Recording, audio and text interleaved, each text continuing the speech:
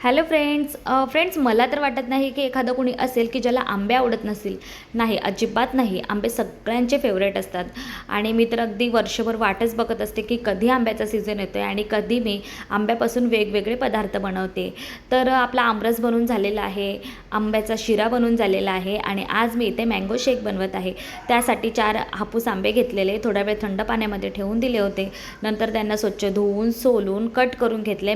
आंब्याची कोय मी साईडला काढून घेतली होती आणि कापलेला आंबा सरळ मिक्सर जारमध्ये ॲड केला. सोबतच पिठी साखर आणि दूध ॲड करून मिक्सरला फिरवून घेतल्यानंतर एका ग्लासमध्ये आंब्याचे थोडेसे काप टाकले. वरून मिक्सर केलेला मँगो शेक ॲड केला. वरून परत एकदा आंब्याचे कॅप टाकले आणि थोडेसे ड्रायफ्रूट्स टाकून मँगो शेकला डेकोरेट करून घेतलं. इथे आपला मँगो शेक तयार झालेला आहे. मुलांनी तर हा शेक खूपच एन्जॉय केला. जर तुम्हाला पण व्हिडिओ आवडला असेल तर व्हिडिओला नक्की लाईक करा, चॅनलला सबस्क्राईब करा. थँक्यू.